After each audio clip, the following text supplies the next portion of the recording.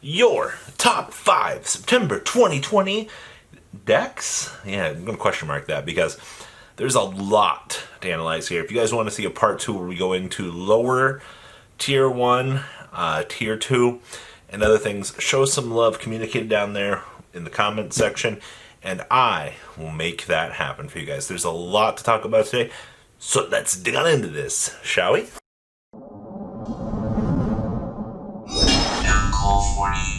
Top 5 decks, there's a question mark there, for September 2020. First one is going to go to Dinosaurs. Now this was the very clear winner on this list. Well, next to some of the other stuff, but this deck ran it back down the alley and basically got out unscathed, which was really nice. Oh, and did I also mention that Konami was extremely nice to Dinosaur players and said, we're going to take away the Called by the Grave so your miscellaneous Cerasauruses can resolve. I see you got a second Oviraptor over there on turn 3 of the game. Let me Called by that so I don't have to let it resolve again. It's a nice Ultimate Conductor you got. Let me Called by the Grave it. Okay. This was a little small piece in the pond that Dinosaur players had to deal with. Now, they took that away, alright? So now Dinosaur will still get to make Ultimate Conductor. They left True King of All Calamities alone. If you want to mess around with those other variants, you have the option to do so now. So, let's give it up for Dinosaurs. Yay. I hear so many complaints about this deck all the time, that continuing to see Dino combo, just Ultimate Conductor go burr, burr, burr, burr, burr through these fields. I think it's fine to say that this deck is probably one of the best variants in the playing field at the moment, because the deck, Logia Dolka are very strong. Alright, we know that. Plus, double evolution pill into Overtex, into Ultimate Conductor, plus your standard synchro line of play. Like I said, it depends on the variants that you want to mess around with at this point. So, yeah, that's something to worry about. So, I hope you guys got some counter for the Dino DNA out there for September, because I think this deck's going to be around for a very, very long time. Now, next up on our list here is Eldritch. Now, I want to be very specific about this.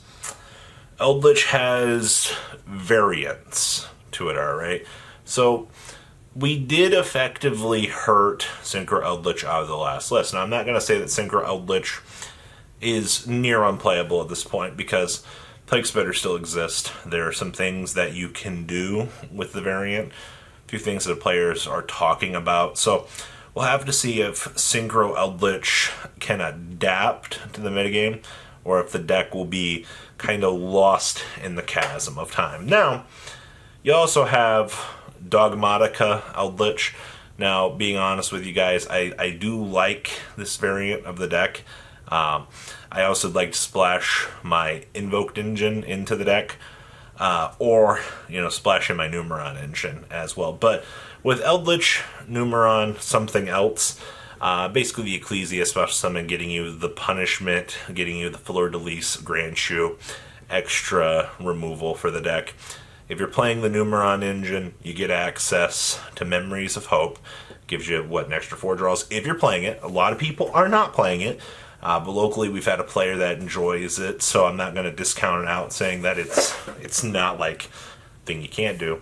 And you can go one step further with your Invoked Engine. Now, Invoked Eldritch was one of the later variants that we had for the deck, which you could splice in quite a lot of cool things with. Like, that's the biggest thing with this is, you have Eldritch Invoked, Eldritch Dogmatica, Eldritch Numeron. You've also got the builds that are like Eldritch Invoked Numeron. So, take your pick of an engine, splash it on into the zombie core, because this ride is not ending.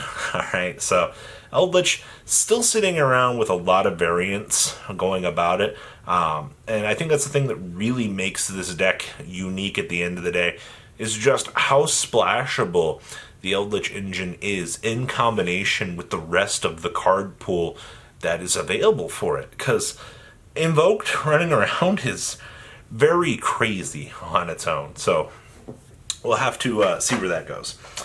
Now, number 3 on our list here is actually going to be Infernoble.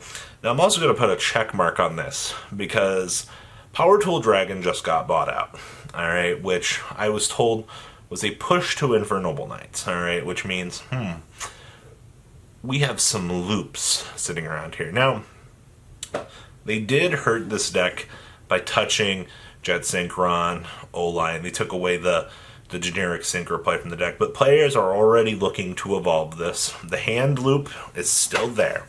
Alright, now how consistent it'll be, I don't know, but I'm going to put it into the top 10 at this point because I think the deck, once figured out, will still be very scary. And if I'm truly wrong about this, which I might be, we will end up docking it down to probably lower 1.5. It's kind of where I put Adamantipator at this point, because the rocks are still very solid. Alright, don't get me wrong. But at the end of the day, it's going to come down to, did I brick? Is my combo as easy to do as it once was? Are these near unbreakable boards still really that powerful? And like I said, there's a lot of variance with Infernoble, but I think because the hand loop still exists at this modern day and age, that the deck still has to functionally do something. Alright, it's just how Yu-Gi-Oh! Does its things. Alright. Number 4 here, we're going to put Thunder Dragon. Now, you're like, Chaos Thunder? Really, Robbie? So, Chaos Thunder's ending boards are pretty impressive, alright? And, there's like 6 of you that are still sitting over here going, bring Thunder Dragon Colossus back. Like, they're chanting, they're like, yay, Thunder Dragon Colossus. No.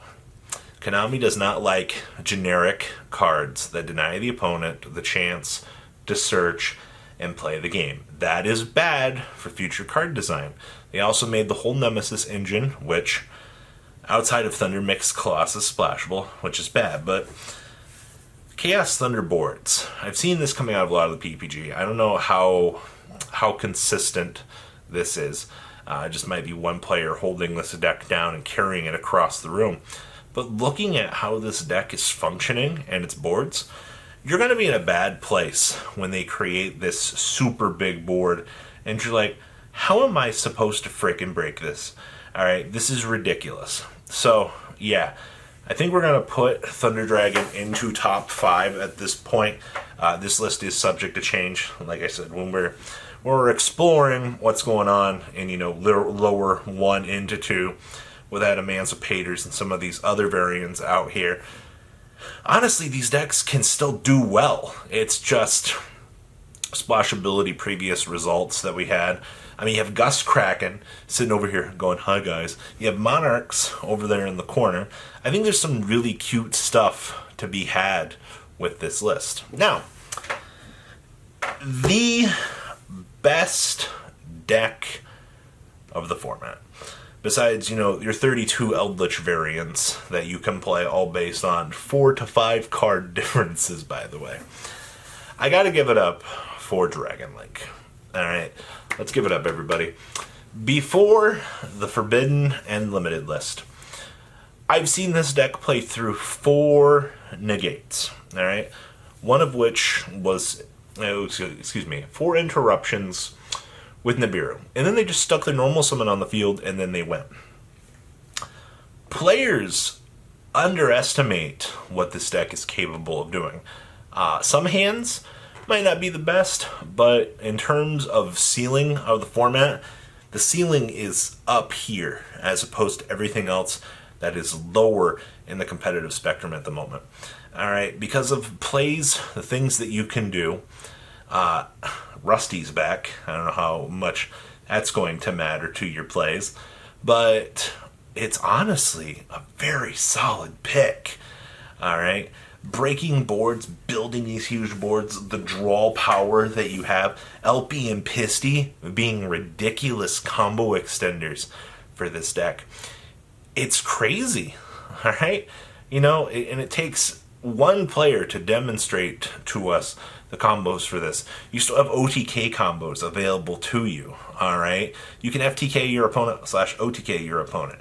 All right, the ceiling is up here for this deck, and it's amazing. So, but yeah, I mean, when you look at the top 5, considering everything else, yes, you have Orcust, Adamancipate, or Pendulums, and all these other things available in the honorable mention category.